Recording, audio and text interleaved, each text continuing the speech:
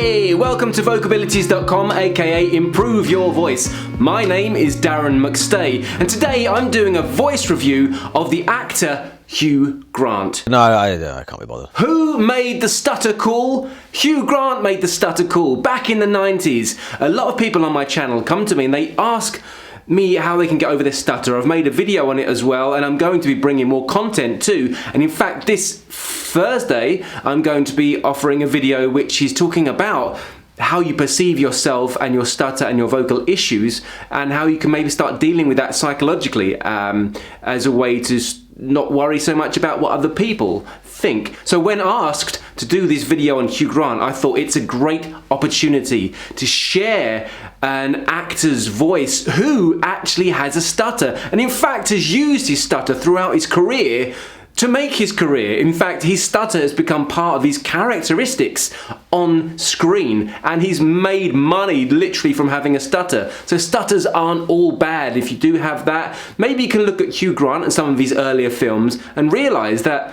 hey, it's not such a bad thing to have a stutter. That's not to say that for some of you it isn't actually a problem, because I know it can go a lot further than what he does with it, but I just want you to start realising that you're cool, it's alright, you can do that and you can get through life. People who will listen to you and give you the time of day and allow you to speak in your own time are worth your time. Anyway, I digress. We'll get back to the issues of stuttering, mumbling and lisping on Thursday's video. But let's have a quick look at the way that Hugh Grant stutters. And I wasn't interested in acting anymore. Then my agent, who I hadn't spoken to for months, rang and said, oh, they want to see you for this Merchant Ivory film. See, with Hugh Grant, the stutter he has is like he's collecting his thoughts. Some people would say, but he really kind of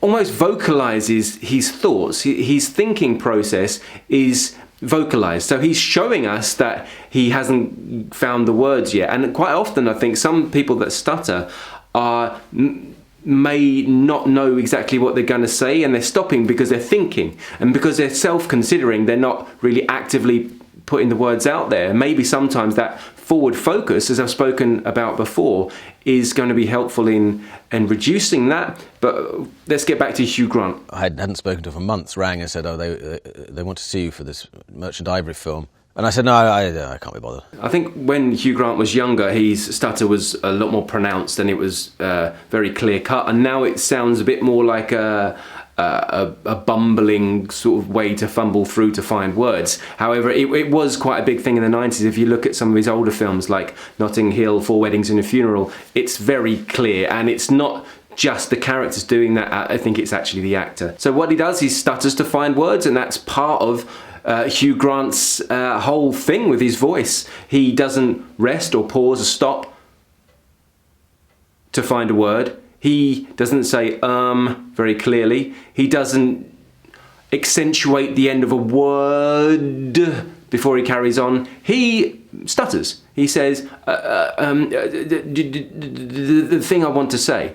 You see what I mean? That's how he produces his sentences, and that's how he puts them together, and that's how he connects his thoughts to the words he's using. Something I find very interesting about Hugh Grant's voice is the fact that he barely opens his mouth. His teeth are very close together, and this creates a specific sound. Also what he does, he sends the air out down and to the side of his mouth like this. So he kind of has his mouth together, but he also throws it down there. But then there's some nasally elements to it, so that it's going through his nose, like, and it's very posh. So it's down.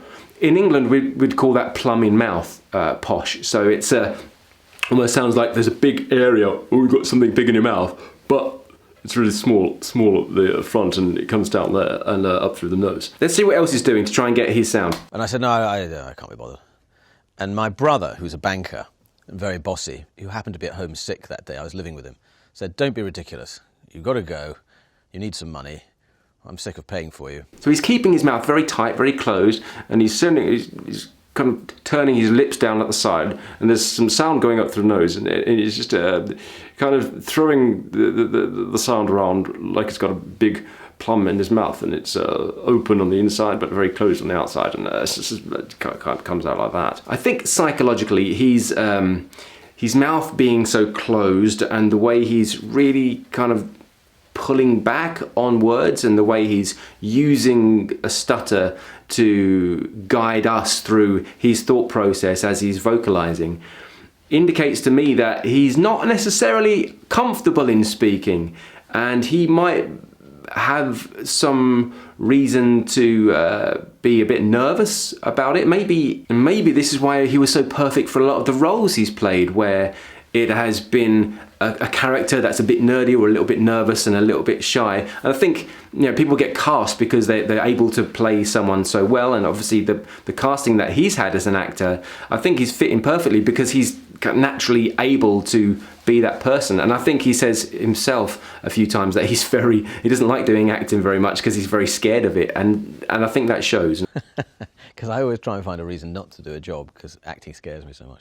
And I think that this interview, which comes from GQ magazine, shows that he's willing to talk, but he's not necessarily too bothered about talking. If he didn't have to, he probably wouldn't. And I think it's clear he might just be someone who likes to spend a bit of time on his own. And for me, it seems obvious.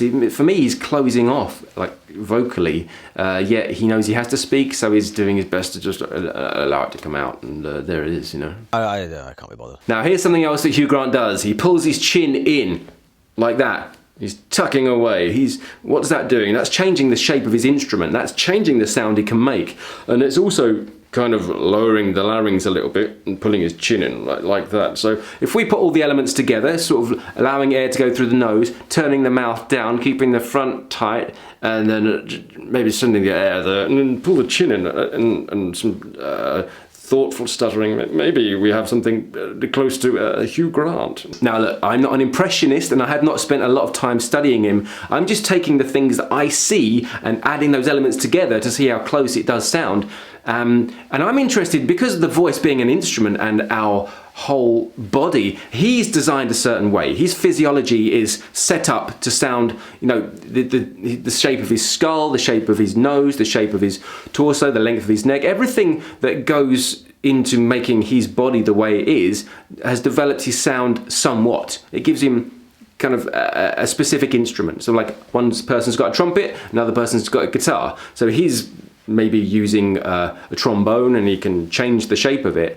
So when I talk about people's voices and that you can achieve the voice you want, I don't necessarily mean that you're going to have exactly the same voice, but you can learn by adopting elements of the way they use their instrument and their voice in order to kind of take those for yourself, or leave those.